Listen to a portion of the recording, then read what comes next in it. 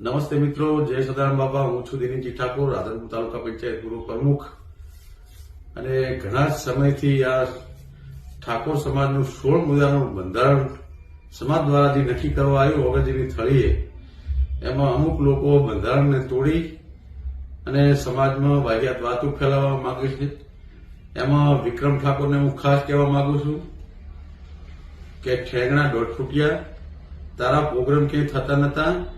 ઠાકોર સમાજે અને ઠાકોર સેનાએ સમર્થન આલીને તેના પ્રોગ્રામ ને કે મહેસાણાથી આ બાજુ તું પ્રોગ્રામ લેવા તૈયાર નતો પેલા, બરાબર? એટલે તારી મર્યાદામાં રહે, બધાને મૂલ્ય ચડાવી અને આખી આવડી મોટી સમાજ ભેગી થઈને 16 મુદ્દાનું બંધારણ કર્યું, લડા ઉડાડવા ફરી રહ્યો છે.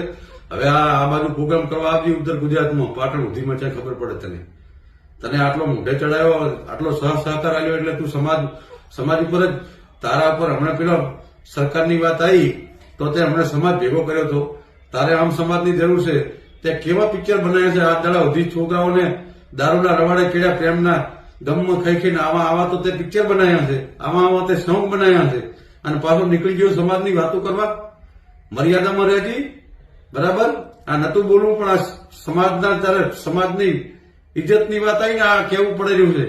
એટલે તું તારી મર્યાદામાં રહેજે ને હવે પ્રોગ્રામ કરી બતાવજે, આ બાજુ તને ખબર પડે. જય માતાજી. સમાજના લોકોને બે હાથ જોડીને વિનંતી કરું છું, બરાબર? બીજા કોઈનો અમારે કોઈ વિરોધ નથી, પણ જે સમાજના બંધારણને તોડવા નીકળ્યા છે ને એમનો અમને પૂરેપૂરો આ નતું કે હું ગળે આવ્યું, આટલે આવ્યું તો આટલું કહું છું. કાન ખોલીને સાંભળી લેજો. ધંધા એવું નથી અમે ઈચ્છતા કે તમારા ધંધા રોજગાર છીનવાઈ જાય, એવું જરૂરી નથી કે ઠાકોર સમાજને તમે આ ઠાકોર સમાજ જમીનું અત્યારે 90% ઠાકોરની જમીનો જતી રહી છે, ખબર પડે? કઈ નીકળી જશો.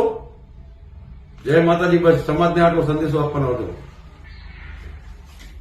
હાજી નમસ્કાર જી. ગબ્બર ઠાકોર બોલું. રાયકણજી બોલ્યા? હોય. પોસ્ટ એક જોઈ તમારી બહુ સારી છે. તો ચિયા ગોમ કીધું કાલે 8 તારીખે કઈ તારીખ છે? કોરડા. બહુ સરસ, મને ગમ્યું છે, બહુ સારું છે. તો એમાં જો ને તો નિર્ણય કમ્પ્લીટ હરખો રાખજો. જો મને પૂછ્યા વગર જેવું ડિસિઝન લઈને એમને કરી દીધું ને બહાર, તો એવી રીતના પરફેક્ટ ડિસિઝન રાખજો. એક હંગાત એમાં તો ભાઈ વાત એવી છે, મારી વાત તમે પેલા વપડો, પછી તમે કહો તમારી વાત બધી વપડવાનો. મને જે પૂછ્યા વગર ડાયરેક્ટ ડિસિઝન લઈ લીધું ને, તો ગોમ જે આયોજન કરી ભેળા કરીને એમને 12 મહિના માટે સમાજ બાદ કરી દેજો. તો બધા માટે નિયમ હરખો રહે. તમે સમજ્યા વાત ને? મને કોઈ વાંધો નથી સમાજ બાદ તમે કર્યો, કોઈ પ્રોબ્લેમ નથી. પણ બંધારણનું એક સારું પાલન થાય, બહુ આગળ થાય. પત્રિકા ને તમે વાંચી અને જે આપણે બંધારણ છે ને પત્રિકા તમે કદાચ હું જ નહીં ભણેલો હોય, પણ તમે પત્રિકા આખી વાંચીને વાપરજો, એના અંદર શું ઉલ્લંઘન કરેલું છે. કદાચ મારી ભૂલથી તમે મારા અંગત દંડ કર્યો, આપણે સ્વીકારવા તૈયાર છીએ સમાજ બાદ. એક વ્યવહારિક દ્રષ્ટિએ વાત છે, બરાબર? પણ સાચું કરજો એમ. કાલ ઉઠીને ફેર સમાજ ઉછી પબ્લિક રાજી થાય, જનતા રાજી થાય, એવું ના થાય એમ. જો તમે બોલો જે કેવું કહો. આ જે કોરડાનો છે ને, એ કોરડાની ગ્રામ સમિતિએ નક્કી કરી વાત છે, અને એની અંદર જે બંધારણ સમિતિમાં નથી. એટલે શું કરવાના છે? શું હે? કેમ તમે નહીં હોય તો હતા આપડા અંદર, તો તમે હંગાત રહ્યા છો. એમ નહીં, હું સમાજની સાથે વાત તો આપણો સજેજીને તમે લઈ ગયા છો, તમારા હાથે તમે માઇક આપ્યું છે એમને. ઈ તો બંધારણ સમિતિમાં એ લોકો શું કીધું, ભાઈ ગામના એક વ્યક્તિને તમે બોલાવો. અમારા ગામના એક વ્યક્તિને એટલે કે ગામના કોઈ આગેવાનને આ વિશે તમે બોલાવો એટલે સદેવજી ઉભા થાય કશું એટલે વાંધો મેં નહીં, માલ્યો પોલીસ. એટલે એ રીતે પછી કે ભાઈ સદેવજી છે કે આ ઉભા લ્યો હડો ભાઈ તમે આ શું કે છે ઓભળો એટલે સદેવજી અહીંયા આયા બરાબર.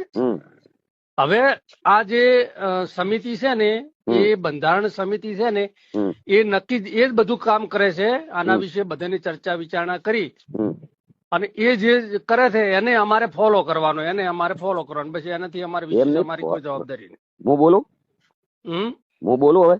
હા બોલો.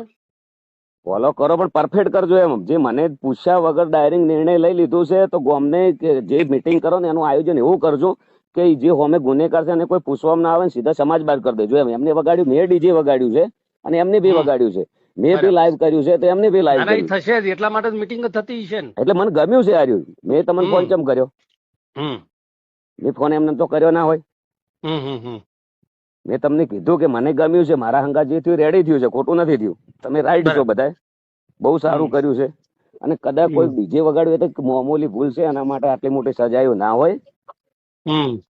કોઈ બી વિચારો ગમે તે લાખો કાર્ય હારા કરેલા છે ઓલરેડી. એટલે થોડી તમારા અંદર વડીલ છો, તમારી ઉંમર કેટલી છે? આ તો ગામના 2, 3, 4 વ્યક્તિઓની પર્સનલ દુશ્મની છે, તમને બી ખબર છે. ના ભાઈ આ છે ને ઈ ત્યાં બંધારણ સમિતિએ નિર્ણય કરેલો છે. અમારો કોઈનો નિર્ણય નથી. ભલે તમારો નિર્ણય ના હોય બરાબર, પણ સદેવજી તો અમે બોલતા જ નથી. તમને એટલી બી ખબર પડવી જોઈએ કે આ વ્યક્તિને 15 વર્ષથી મેં કદી ચા ભી પાયો નથી. એમને મારે કોઈ લેવા દેવા નથી. અમારા વડીલ કોઈ બી ડોહા હોય, કંઢિયા હોય, અમારું કુટુંબ કોઈ બી માફી માંગે ભૂલ થાય તો બરાબર. હવે સરપંચ આગલા દાડે રેકોર્ડિંગમાં બોલ્યો છે કે નીચ છે. હવે સરપંચે એવું કીધું છે કે તમે ત્યાં ડીજે લાવજો ને. જે આ માફી માંગવા વાળો વ્યક્તિ તો ગોધરા ઉઠી ડીજે માં આવ્યો છે યાર. તમે વાત કેમ સમજતા નહીં? સત્ય જાણો પેલા. ઈ વ્યક્તિ આવ્યો છે, એને સોગન ખવડાવો, એને કીધું છે કે ડીજે લાવો, હું પટાક ખેલું. આ એક ખોટું થઈ રહ્યું છે. મારા હંગાત એક ષડયંત્ર રચવામાં આવ્યું છે ને એક ખોટું તમે ટાર્ગેટ બનાવ્યું છે કે કોઈ બી બનાસકાંઠા છોકરાને પહેલો કલાકારોને લઈ લઈને અને દબાઈએ એટલે બીજા બધા ડીજે વાળા, સાઉન્ડ વાળા કોઈ તો ડરી જાય, કોઈ તો આવું બી ટાર્ગેટ હોઈ શકે. અને તમારે મને પૂછવું હતું મીટિંગમાં, તમે મને પૂછવું કે ભાઈ બોલ તને આ ગુનો કબૂલ છે? હું ના પાડો કે મારો ગુનો કબૂલ નથી તો તમે મને આ કહી શકો. હું આ એજન્ડા એ અમે નક્કી કર્યો જ નથી. અમારું ફક્ત કામ એટલું હતું કે ભાઈ તમારે ત્યાં ગાબડિયાની અંદર મીટિંગ કરવાની છે. બરાબર. અને મીટિંગ લખીને આલી ચિઠ્ઠી તમે લખીને આલી કે અમારા ગામવાળાને લખીને આલી? જે ચિઠ્ઠી, હા ચિઠ્ઠીમાં એમને એમ કીધું ત્યાંથી કે ભાઈ તમે ચિઠ્ઠીની અંદર નામ લખીને આલો આખા. એટલે ત્યાં કાગળ હતું રસીદભાઈ, મેં નામ લખ્યા મેં. બરાબર. મેં લખી અને એમને પોત કરી લ્યો ભાઈ આ નામ છે. ચિઠ્ઠી તમે જ આલી? મેં આલી. તો પેલા ગામમાં, અમારા ગામમાં કોઈ મીટિંગ થઈ હતી એવી કે આ ના કરવું કે આવી? તો આપણે અમારા ગામમાં કોઈ મીટિંગ થઈ નથી. દરેક ગામમાં મીટિંગ થઈ છે. દરેક ગામમાં મીટિંગ તો થઈ છે. તમારા ગામે મીટિંગ નથી કરી એમાં અમારો શું દોષ? તો પણ તમારે કેવું પડે કે ભાઈ મીટિંગ નહીં કરી. પેલા એક વાર મીટિંગ કરવાની, આ તો શું છે હકીકતમાં મીટિંગ કરવાની હોય જ ને. જયારે આખા તાલુકાએ અહીંયા બધી મંથન કરી અને જયારે જો મીટિંગ નથી કરી કશું હતું ને, હું ગુનેગાર છું, એની સજા મને તમે આલી. ઓકે, ઓલરેડી આપણે સ્વીકારી.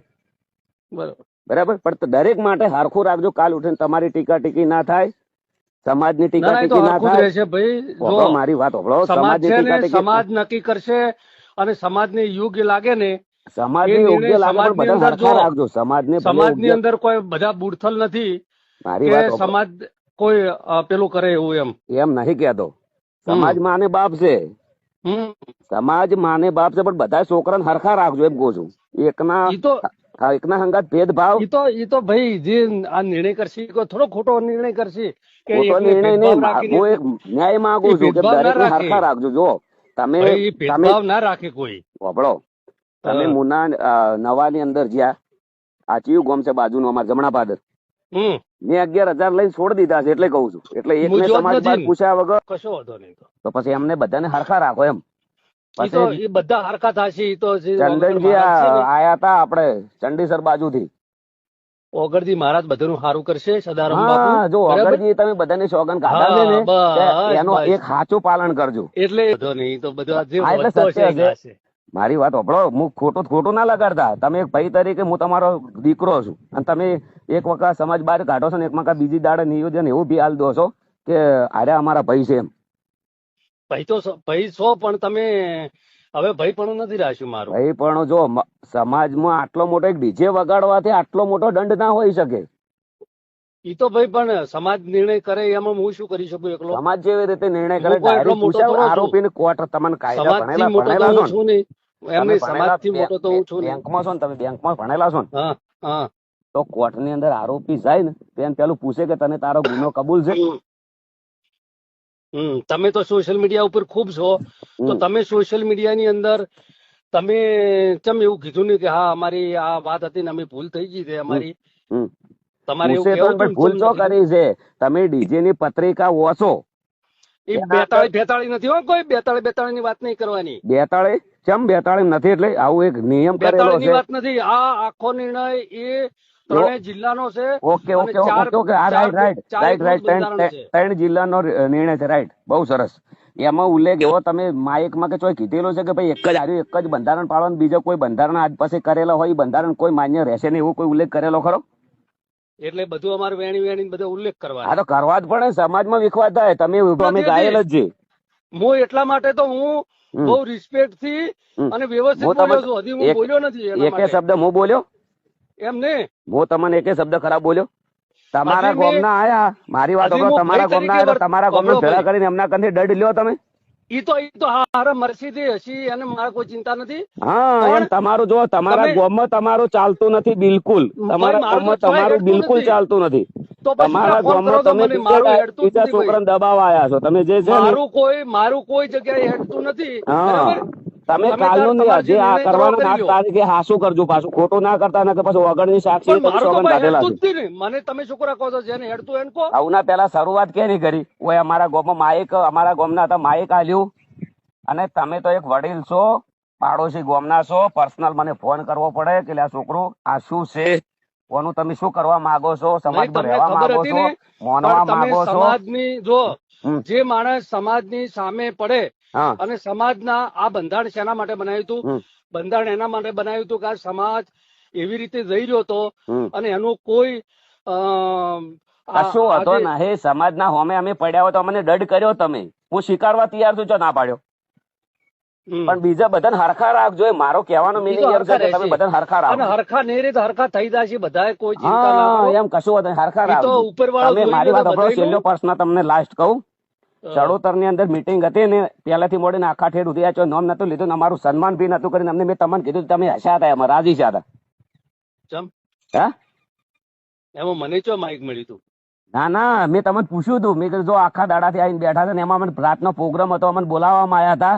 કદાચ એ લોકો બધા બોલાવવા વાળા હતા ને 8-10 જણા, એ કદાચ જૂઠું બોલી શકશે. બરાબર? એમાં મેં ઉપરથી કીધું હતું કે બેન તમે 2 શબ્દો બોલો અમારા વિશે. ને લાખ રૂપિયા લખાયેલા હતા.